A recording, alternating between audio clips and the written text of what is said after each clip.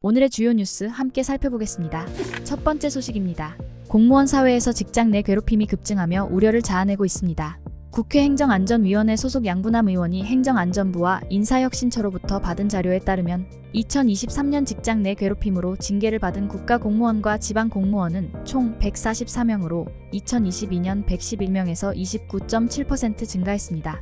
중앙부처 소속 국가공무원의 경우 2022년 58명에서 2023년 85명으로 늘었고 지방공무원은 53명에서 59명으로 증가했습니다.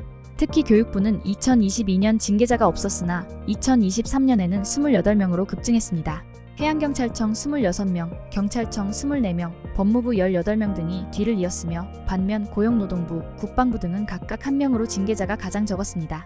지자체 중에서는 경기도가 30명으로 가장 많았고 제주도는 관련 징계자가 없었습니다. 징계 유형으로는 중앙공무원과 지방공무원 모두 견책, 정직, 감봉이주를 이루었으며 해임된 공무원은 각각 5명이었습니다. 현재 공무원법에는 직장 내 괴롭힘을 금지하거나 피해자를 보호하는 조항이 명확하지 않으며 이를 개선하기 위한 법안은 21대 국회에서 발의되었으나 폐기된 바 있습니다. 22대 국회에서도 유사한 개정안이 발의되었으나 여전히 계류 중입니다. 다음 뉴스입니다. 지난 추석, 이례적인 폭염으로 많은 시민들이 큰 불편을 겪었습니다. 경기도 발안에서 차례를 지낸 최 씨는 더위 때문에 송편 일부가 상해 차례상에 올리지 못했습니다. 뜨거운 날씨 탓에 가족들은 차례를 마치자마자 서둘러 자리를 떴고 어르신들은 이렇게 더운 추석은 처음이라고 입을 모았습니다. 서울의 강씨 가족도 더위를 견디지 못해 차례를 간소화하고 곧바로 철수했습니다. 이처럼 연휴 내내 이어진 폭염과 열대야로 많은 사람들이 추석 행사를 축소하거나 성묘를 취소했고 일부는 아예 피서를 선택했습니다.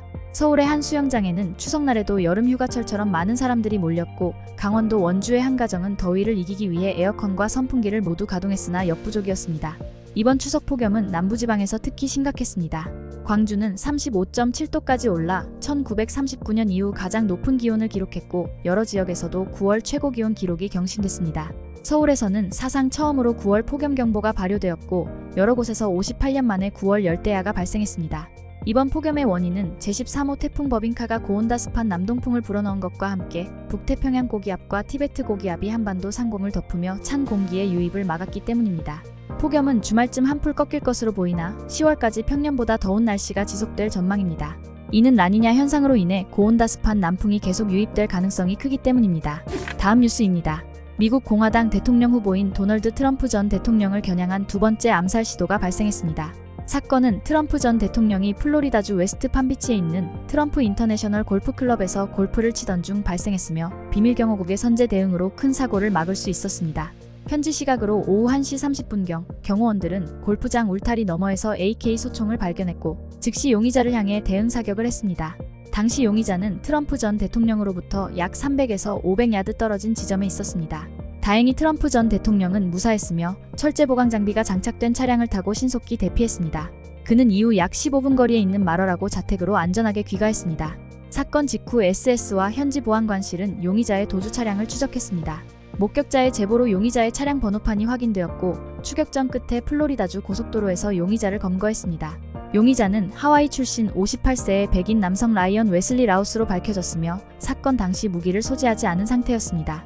트럼프 전 대통령은 사건 후 지지자들에게 자신이 안전하다는 메시지를 전하며 의연한 모습을 보였습니다. 그는 아무것도 나를 막지 못할 것이라며 자신은 절대 굴복하지 않을 것이라는 뜻을 밝혔습니다. 다음 뉴스입니다. 레바논 전역에서 발생한 동시다발적 무선 호출기 폭발 사건으로 2,800명 이상의 사상자가 발생한 가운데 이스라엘이 이번 공격의 배후로 지목되고 있습니다. 이 사건으로 인해 이스라엘과 레바논의 무장정파 헤즈볼라 간의 갈등이 다시 고조되었으며 가자 전쟁이 중동 전역으로 확산될 가능성이 제기되고 있습니다.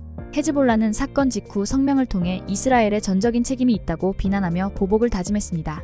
반면 이스라엘은 이번 공격에 대한 입장을 명확히 밝히지 않았습니다. 미국 매체 엑시오스는 익명의 미국 당국자들을 인용해 이스라엘이 헤즈볼라를 무력화하기 위한 기습 공격을 계획했으나 헤즈볼라에 발각될 가능성이 높아지자 계획을 조정해 실행에 옮겼다고 보도했습니다. 이번 폭발은 특히 심각한 피해를 야기했습니다. 레바논 전역과 시리아 일부 지역에서 일어난 이번 사건으로 헤즈볼라 대원뿐만 아니라 일반 시민들도 피해를 입었으며 사상자 중 다수가 신체 일부가 절단되거나 시력을 잃는 등 큰 고통을 겪었습니다. 이란 주재 레바논 대사인 모지타바 아마니도 폭발로 심각한 부상을 입은 것으로 알려졌습니다. 가자 전쟁 발발 이후 이스라엘과 헤즈볼라는 레바논 남부와 이스라엘 북부 국경 지역에서 끊임없이 충돌해왔습니다. 이번 폭발은 그동안의 국지적 충돌보다 훨씬 더 큰 타격을 헤즈볼라에 안긴 사건으로 양측 간의 갈등이 전면전으로 확산될 가능성도 배제할 수 없습니다. 그러나 레바논의 심각한 경제 상황을 고려할 때 헤즈볼라가 이스라엘과의 전면전을 감당하기는 어려울 것이라는 분석도 있습니다. 레바논에서는 이미 10만 명 이상의 사람들이 이 전투로 인해 집과 일자리를 잃은 상태입니다. 이 사건은 미국의 중동 평화 노력에도 큰 타격을 입혔습니다. 이란은 이스라엘을 강하게 비난하며 대응 가능성을 시사했으나 아직 뚜렷한 움직임은 보이지 않고 있습니다. 다음 뉴스입니다. 한국 프로야구가 사상 첫 1천만 관중 돌파를 앞두고 흥행을 이어가고 있지만 야구단들의 경영 실적 개선에는 한계가 있다는 지적이 나옵니다. 대부분의 구단이 모그룹의 재정적 지원 없이는 독립 운영이 어려운 상황입니다. 예를 들어 올해 1위로 도약한 기아 타이거즈는 지난해 454억 원의 매출을 기록했지만 영업적자는 4억 원이었습니다. 기아 타이거즈는 유동부채가 유동자산의 2배가 넘고 자기 자본도 마이너스 30억 원으로 자본 잠식 상태입니다. 구단 운영은 모회사인 기아의 지원에 의존하고 있으며 지난해 기아는 140억 원을 지원했습니다.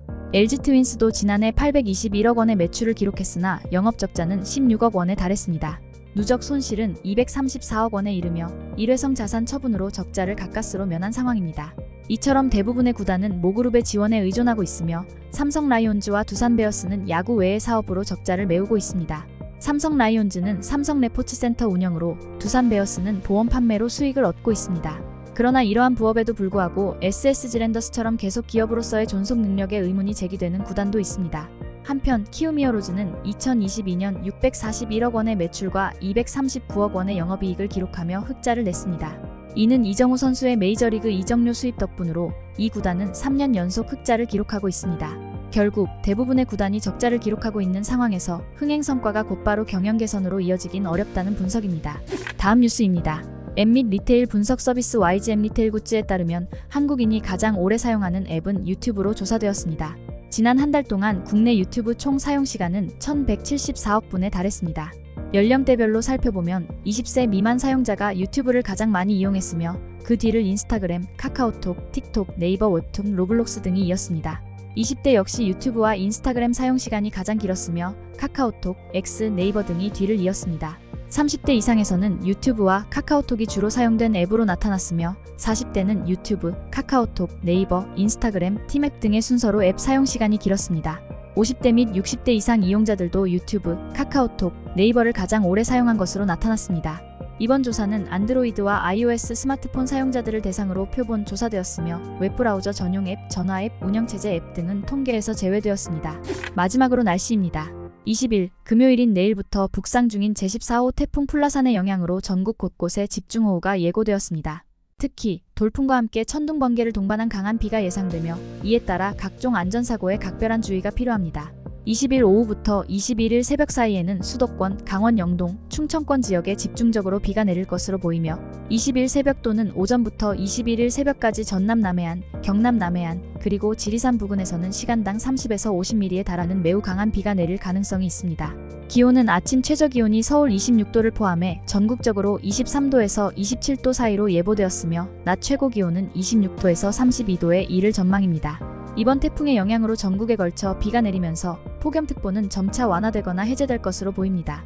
날씨였습니다. 오늘의 주요 뉴스는 여기까지입니다. 구독과 좋아요, 알람 설정은 뉴스 제작에 큰 힘이 됩니다. 시청해주셔서 감사합니다.